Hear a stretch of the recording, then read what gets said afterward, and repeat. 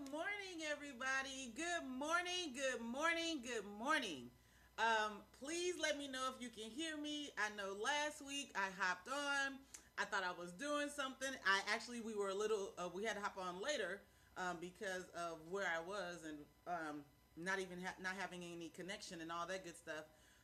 But we did the recording, and when I went back to look at it, I could not hear a thing. Nope, couldn't hear a thing. So, if you are out there, please let me know if you can hear me. I would like to not repeat that faux pas and make sure that you guys can hear me loud and clear. Give me those hearts and stuff. Yeah. So, it is Monday morning. How was your weekend? Tell me, how was your weekend? What did you do? I love to hear a little bit about your weekend and anything that you did that was a little special. Anything that you did that made you feel good. Put it, if you're watching this as a replay on YouTube, put it in the comments. Tell me, what'd you do this weekend? What y'all do? I'm gonna give everybody just about 1 minute to come in as I explain to you who I am and what this is. This is Monday Morning Oats. This is your mind, body, spirit Wheaties. Sometimes we have rough weekends. We endure a lot. We take on a lot. We don't know what's going on Monday morning. You know, you have plenty of people who say, I hate Mondays. And it's because they didn't have no Monday morning oats. They didn't have their mind, body, spirit Wheaties. So that's what you're in tune for this morning. This is Monday Morning Oats, your mind, body, spirit Wheaties. And how are you? So thank you. Thank you for coming in. Come on in. Give me some hearts if you're there. Let me know that there is a living, breathing person on so that we can get started. I am Crystal Shea, your your plant passionate, plant powered, plant positive, raw vegan chef, mom of 6, ranging in the ages from 3 to 23, and I am here with your Monday Morning Notes. This weekend, y'all, was something else.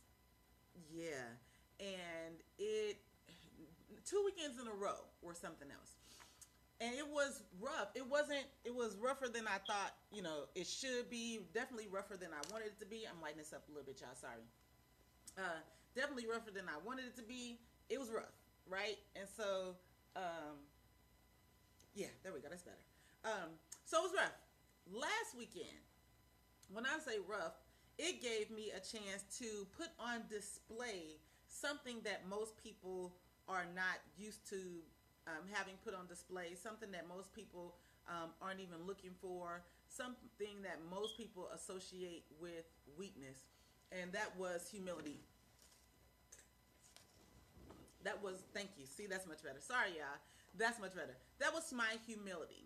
And so it made me want to come in to you guys this morning and say and let you know how important is we hustle for dollars, we hustle for cars, we hustle for stuff, we hustle for people.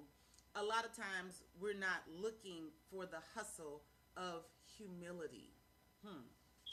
The hustle for humility. So we're going to talk a little bit this morning about being on the hustle for humility and what that means.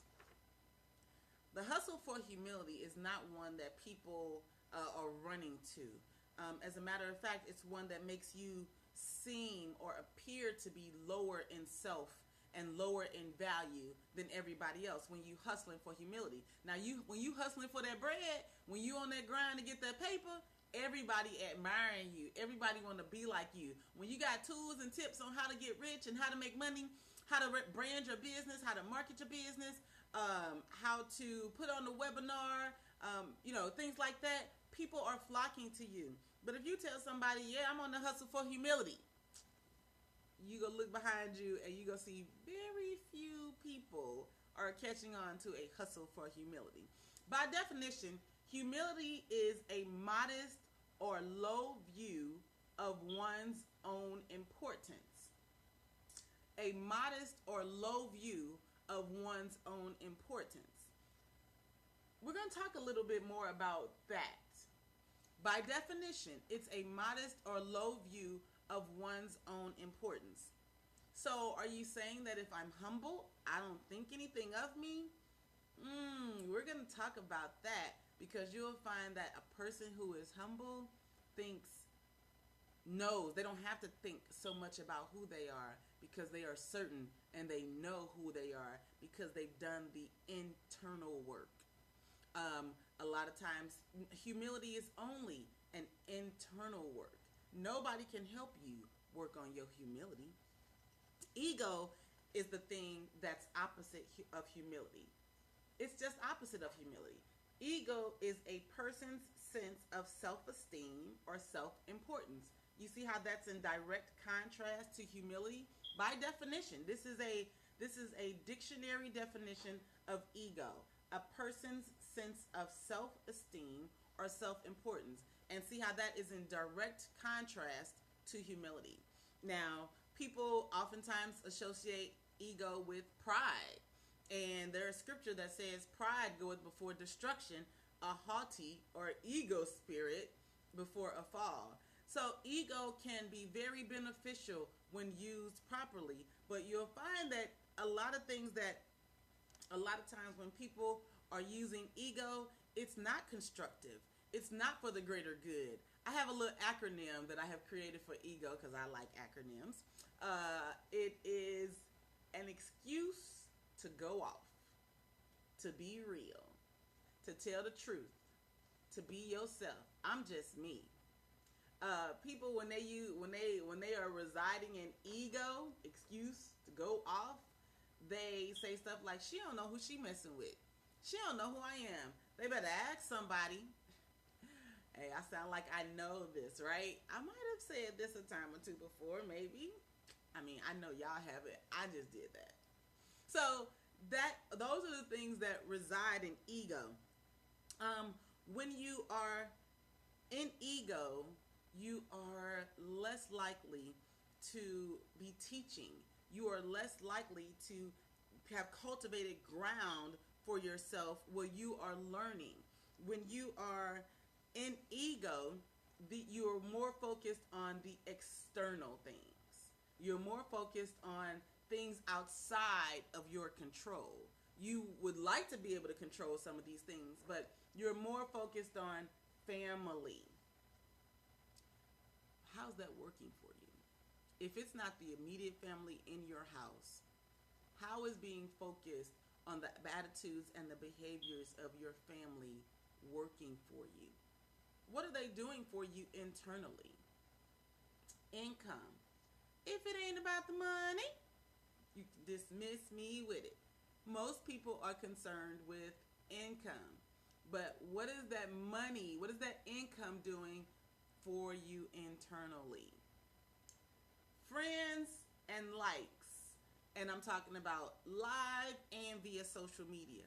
When you are operating in ego, when you are thinking about the external, friends and likes. And then lastly, when you are in ego, you want instant gratification.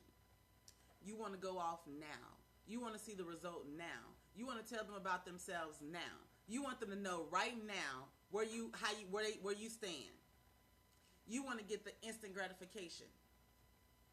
And you do what it takes to do that. Whether that's your hustle and flow, whether that's call them, whether that's give them a piece of your mind, whether that's go to bed on something that could have been eliminated had your internal humility been worked on.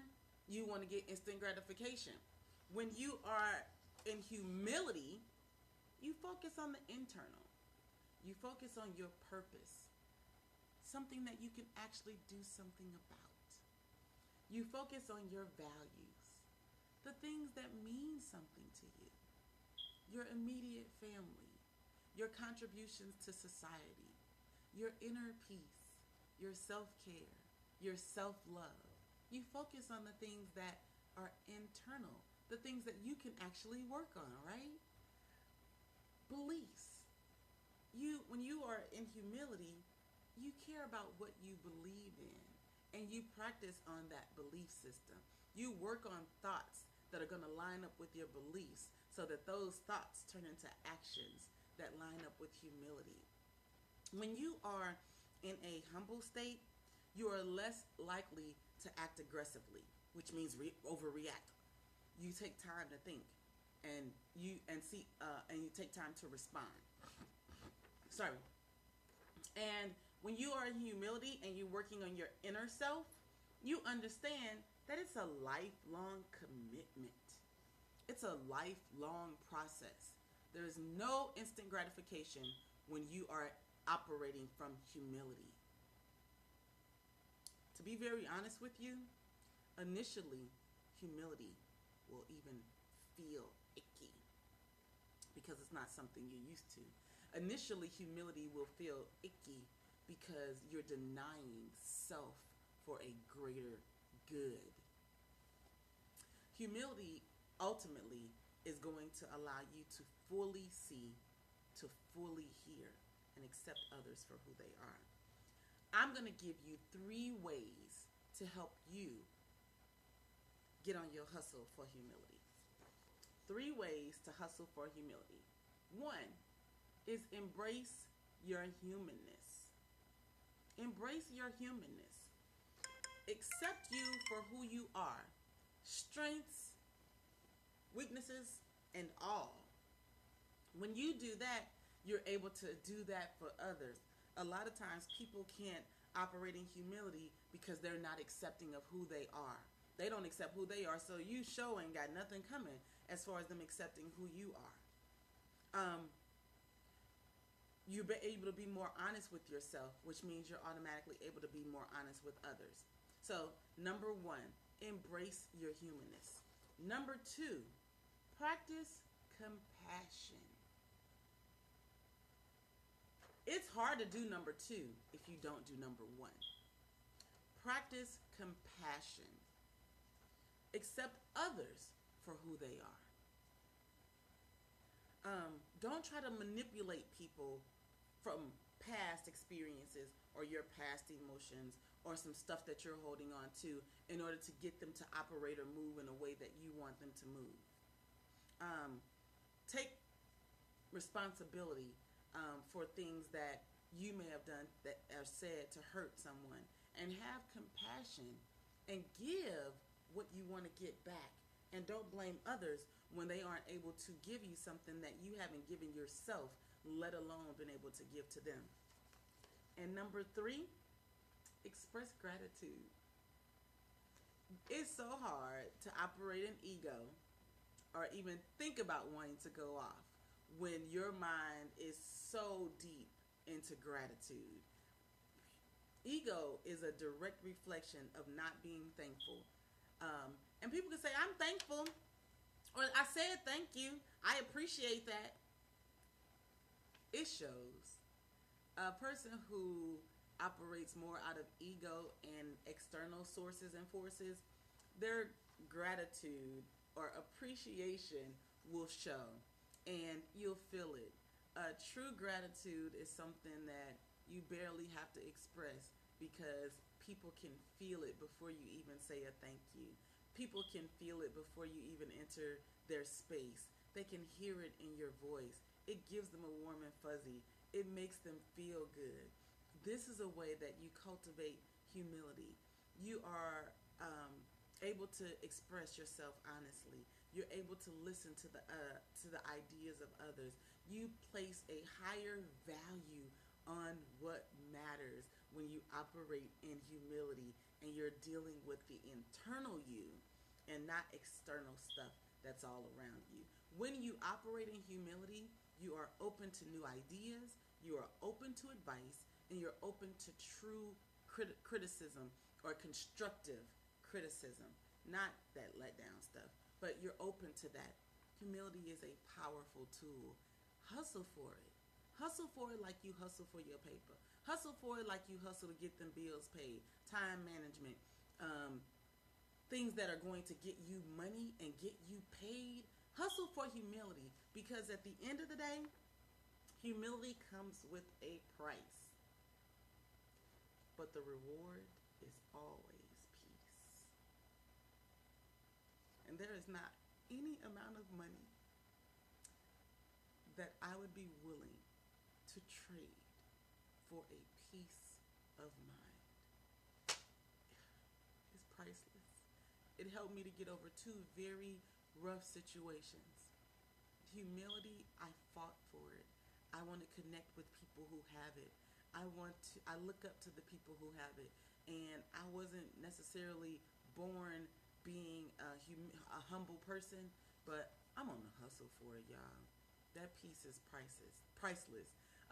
In addition to a piece, you got a lot of love when you operate from humility. And I'm giving you this Monday morning in our Monday morning oats a whole lot of love.